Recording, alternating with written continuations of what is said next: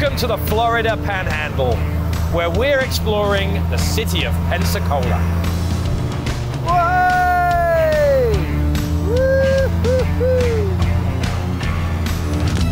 It seems odd to describe any part of Florida as undiscovered today, yet there remains a whiff of the secret about Pensacola and its immediate surrounds. Up here in the Sunshine State's northwest corner, the so-called Panhandle stretches for miles along the Gulf of Mexico, with its mild temperatures, white sand beaches and snapper-rich waters. Pensacola sits on the outer limits of this sandy spur, with a rich history as America's first settlement. Every water sport imaginable, a reputation for its amazing seafood and award-winning restaurants, and a lively nightlife scene to burn off the calories afterwards. Today, I've got the opportunity to go sailing on a world-class Condor 40 trimaran.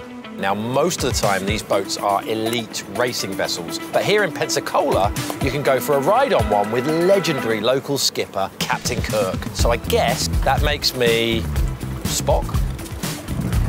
Ah, this is the life. Captain, do you need any help? I do not. It's easier on my liability insurance if everyone just relaxes. Most illogical. After a restful sail, I switched ships to join Ocean Strike Team, an organisation dedicated to protecting Pensacola's indigenous marine life from the lionfish, an aggressive alien species that first appeared in the 1980s, wreaking havoc on the local fish population. So lionfish can be a bit dangerous. They do have venomous spines, so there's 18 spines on the fish that acts as a defense mechanism. But if you get stuck with them, it really hurts bad.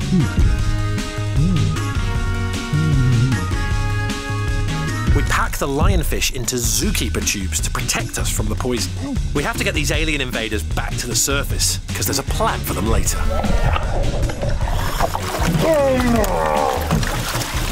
Dinner is served. Ha! They won't be causing any more trouble down there. Fish caught, it's time to get cooking. Okay, Irv, we've got these fresh lionfish. Now you're going to prepare them for a delicious meal. But you've got to be careful because there's venom in the spines. A little bit dangerous. Oop, be careful. Irv Miller is the sensei of surf and turf. He prepares the Ocean Strike Team a delicious lionfish feast cooked in herbs and butter, washed down with his favourite local brew. It's another great day in Pensacola. So today I'm very lucky because I've got a very rare opportunity to fly in an FA-18 Super Hornet, basically a Top Gun plane with a Top Gun flyer. Now you're going to experience positive G's and negative G's. Positive G's want to pull you into your seat. Negative G's want to take you out of your seat. I learned some tricks, including how to breathe properly and which muscles you need to activate to fight the G-force. There you go. What happens if you get sick up there? Oh, well, yeah, we have 2 bags for you. G-force training done, it's go time. I feel the need for speed. I've never felt so pumped and so nervous at once. These are literally the people who trained Tom Cruise for Top Gun. Yeah, here we go. Ready, hit it. It doesn't start gently. Takeoff itself is 5 Gs. But that pressure doesn't stop me from enjoying the ride.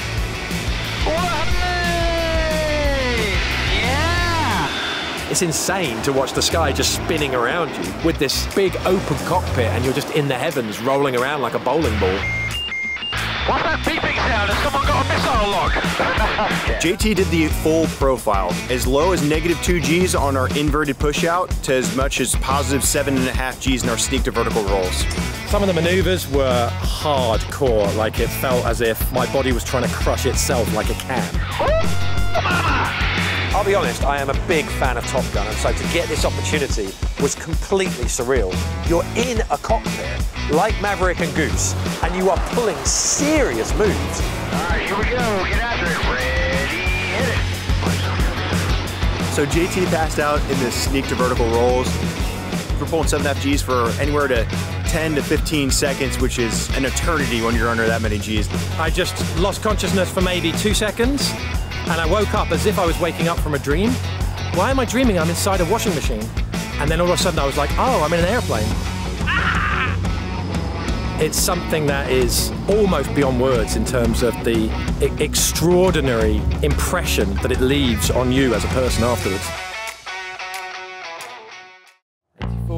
The Florida Panhandle is famed for its epic sunrises, and there's one perfect place here to soak up that blockbuster view. 176, 177, I made it, yeah! Pensacola is one of those places where the sun always seems to shine, and the locals are up early every morning lapping it up, on the beach and in the waves. Sometimes we do activities that are really out there and weird, and windsurfing seems quite ordinary, but it's something I've never done before, and it's so much fun. Pensacola has 343 days of sunshine a year, making it a paradise for water sports enthusiasts, because the ocean stays lovely and warm all year round. Honestly, this is so much fun, and I've got to say, as a beginner, I'm very grateful for the soft landing. People travel to the Grand Marlin from miles away for its award-winning seafood. How they choose to burn off those calories afterwards is their own business.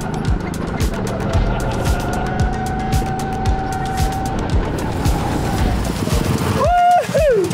Now that was a fun warm-up. I think I'm ready for something faster.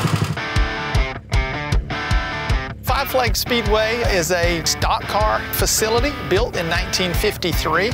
Has a long-running tradition of stock car racing. Some of the early NASCAR races were run here. One thing that really struck me about racing around the track was the roar of the engine. You know, it felt like you were in some kind of gladiatorial duel. Jonathan started a little bit cautious, developed a feel for the car, kind of hung out in the back of the pack early on in the race, passed a couple of cars. I'm finally closing in. I've got my eyes on you, 17. You're mine, 17. You're mine. And he reached down and grabbed some gears there towards the end, and we saw that checkered flag flying. He was headed to the front, and he made a last lap pass on Ryan Blake. Come to Papa. Shake and bake, baby. Jonathan Thompson, this afternoon in beautiful Pensacola, Florida, right here at Five Flags Speedway. Yeah. I heard you say you needed to be a bit more aggressive, but how much more aggressive could you be? You took the lead on the final lap. Yeah, well, what they weren't counting on was the fact that I grew up driving on the left. So they weren't expecting that maneuver on the inside. You think you had an ace in the hole coming into this event? You know what? At the end of the day, what I always say is, if you ain't first, you're last. If you ain't first, you're last. You heard it here.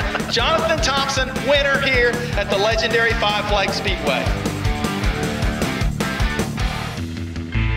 Before sunset, I head to the famous Florama Pub on the state line with Alabama, well known for its crazy parties and the interstate mullet toss every April, when tens of thousands of thrill seekers make the pilgrimage here to hurl dead fish as far as they can into Alabama. So of course, I need to give it a go-to.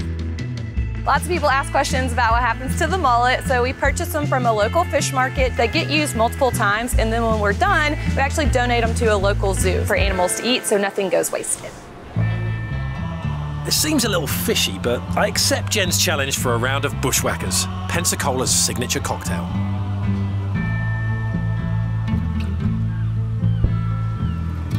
I think JT definitely really wanted to beat me. I think he kind of came in thinking like, oh, tossing a fish, and then he saw, well, this is a little more difficult.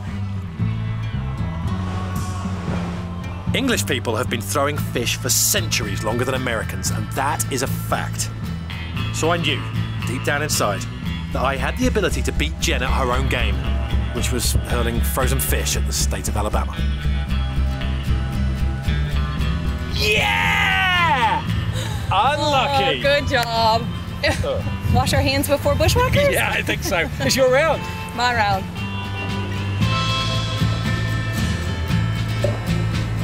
Cheers. Cheers. Good competition. Yeah, thanks for teaching me the ways of the mullet. Concluding my trip after sunset with a glow paddle in the bay, I can't help but reflect on an amazing week in Pensacola. This is flourishing Florida at its easygoing, sun-kissed best. A chilled-out beach lover's dream infused with just the right amount of adrenaline and adventure.